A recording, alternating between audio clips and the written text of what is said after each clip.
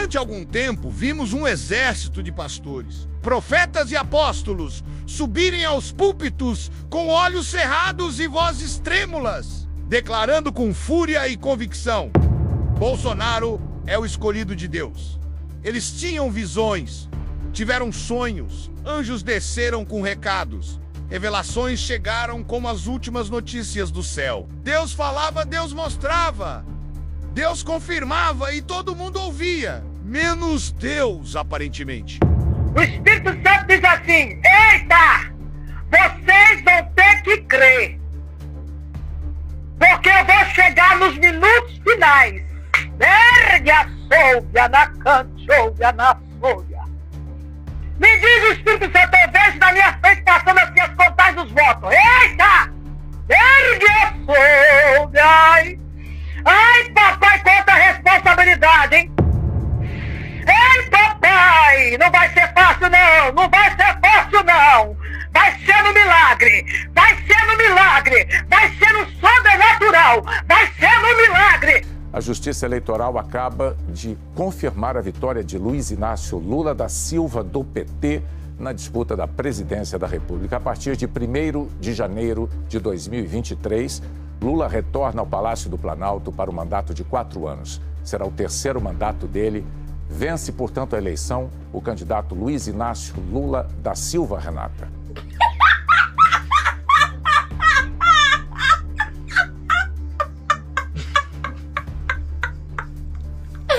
E vamos esperar até o dia 30 e vamos ver quem é que vai ganhar, quem é que é o Deus verdadeiro. Pelo menos a gente vai saber quem é o Deus vivo, é ou não é?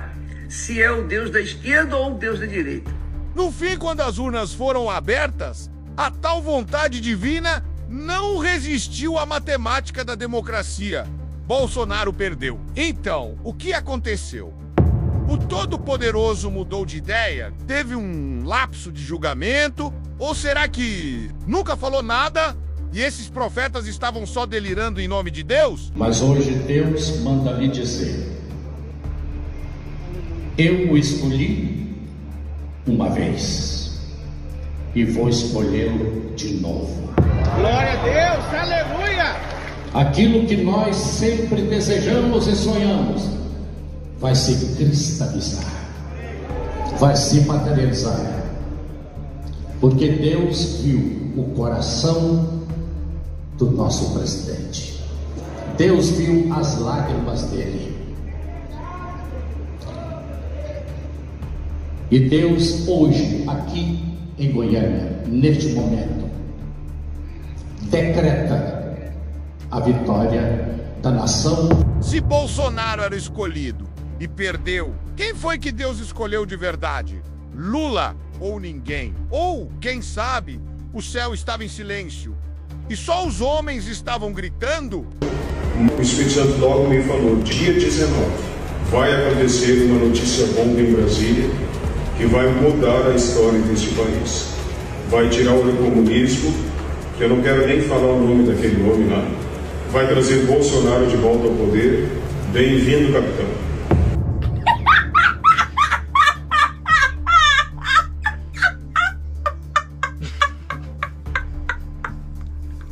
Se Bolsonaro foi mesmo escolhido de Deus, então precisamos admitir: o plano divino foi um fracasso. Porque a vitória prometida, revelada e até gritada do púlpito simplesmente não veio. Porque o Senhor me deu uma revelação, eu contei para o pastor e vou deixar para contar para a igreja depois da eleição. E a vitória é nossa, pelo sangue de Jesus. Aleluia, aleluia. Quando o Senhor me disse: escreve o nome dele, eu escrevi, mas eu botei apenas como se fosse o primeiro nome, Jair Bolsonaro. O Espírito Santo me disse: não, tá faltando, escreve outra vez. Aí eu botei Jair Messias Bolsonaro. Como tu derrubaste o gigante usando o menino, usa o teu menino. Ricalabar, labaxé de Cantarábia. morte. Põe por terra. Acabe não vai mandar mais.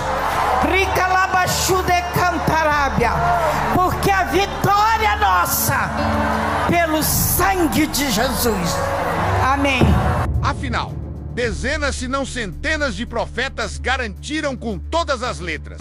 Deus me mostrou a vitória de Bolsonaro. Teve sonho, teve revelação, teve anjo de farda verde-oliva descendo do céu para entregar a mensagem. Era uma certeza profética, uma convicção celestial. Até Deus, aparentemente, tinha virado cabo eleitoral. Mas na hora da verdade, das urnas abertas, da contagem oficial, cadê o cumprimento da profecia? Sumiu! Desapareceu como o discurso de amor ao próximo no WhatsApp gospel durante a eleição. E aí começam as acrobacias teológicas. A primeira desculpa: houve fraude. Mas o Todo-Poderoso, Criador dos céus e da terra, foi surpreendido por um programador de Java. O mesmo Deus que abriu o Mar Vermelho não conseguiu proteger um sistema eleitoral. Um hacker mirim com um pendrive anulou os planos eternos do Altíssimo. Outros tentam salvar a fé das cinzas com um argumento um pouco mais poético. Deus permitiu a derrota para ensinar algo ao povo. Entendi. Deus enganou todos os seus profetas, deu visões falsas, revelou mentiras, tudo isso para ensinar algo muito didático. Um Deus que prega a verdade, mas age com fake news espiritual. E quando confrontados com essas falhas gritantes, os mesmos que antes profetizavam em caixa alta, agora surgem com ares de humildade e dizem: os pensamentos de Deus são mais altos que os nossos. Conveniente, né? Quando a profecia acerta, é milagre. Quando erra, é mistério. Quando vence, é plano divino. Quando perde, é permissão pedagógica. Tudo se encaixa. Desde que você desligue o cérebro e aceite qualquer coisa como fé. E o mais engraçado, esses mesmos líderes que antes chamavam Lula de inimigo de Deus e diziam que orar por ele era se unir ao mal, agora tem um probleminha com Romanos 13:1, onde o apóstolo Paulo afirma: não há autoridade que não venha de Deus. As autoridades que existem foram por ele instituídas. Ué, então Deus instituiu Lula, ou esse trecho só vale quando o eleito é o teu candidato? Cadê a coerência, irmão? Cadê a oração pelas autoridades constituídas? Cadê a submissão ao que Deus permitiu? Ou será que a Bíblia é flexível conforme a preferência partidária? Por quê? Se a Escritura diz que toda autoridade é instituída por Deus e Lula tá no poder, então ele é o ungido do momento. Tá ruim! Reclama com o autor da Bíblia, não com o Tribunal Superior Eleitoral. A real é que essa gente transformou o nome de Deus em slogan de campanha. Viraram profetas de palanque, ministros da desinformação celestial, misturaram fé com fake news e serviram ao público uma teologia de torcida organizada. Só que quando o juiz apitou o fim do jogo, o placar não bateu com o relatório do céu. E agora sobrou o constrangimento, a vergonha não assumida, a profecia vencida pela urna, o assim diz o Senhor, desmentido por 50,9% dos votos. E o pior, nem precisam prestar contas, porque dentro da bolha religiosa, ninguém cobra coerência de quem fala em nome de Deus, mesmo quando erra em nome de Deus. Mas do lado de fora, onde a razão ainda respira, fica evidente: ou esses profetas são péssimos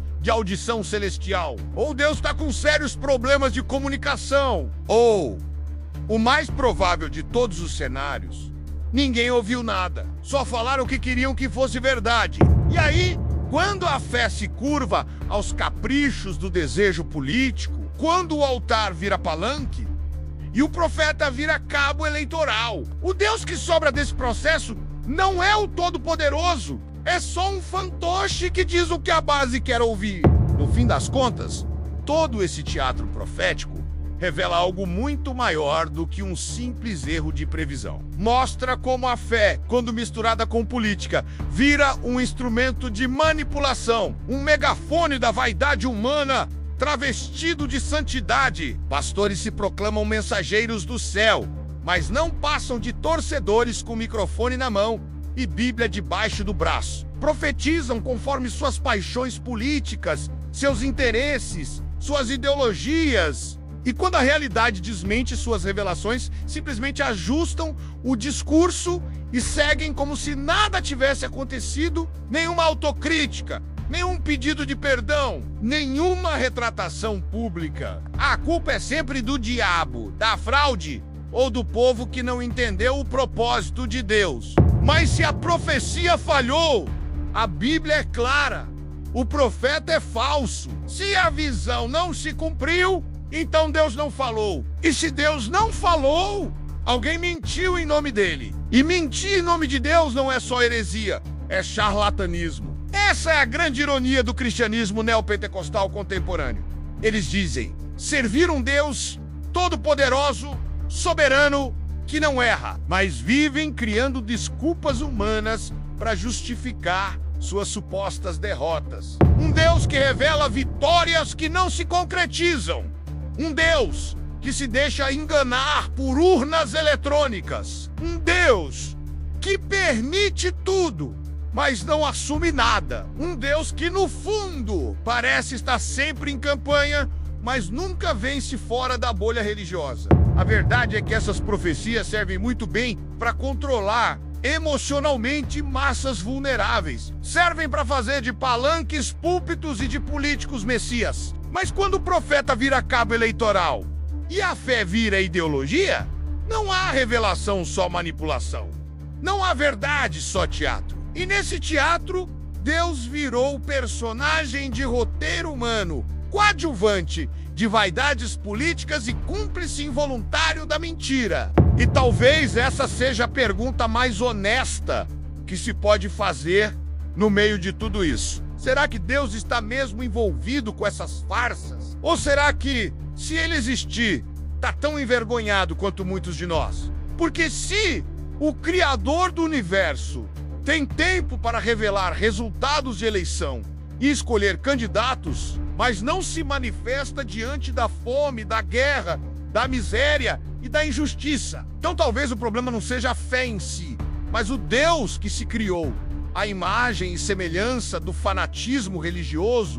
E aí voltamos à pergunta que deu início a tudo isso. Quem Deus escolheu, Lula ou Bolsonaro? A resposta pode ser desconfortável, mas é simples. Provavelmente ninguém, porque quem escolheu foi o povo. Quem votou foi o eleitor. Profetas ou políticos que aprendam a lidar com a realidade, sem precisar culpar o céu pelos fracassos da terra.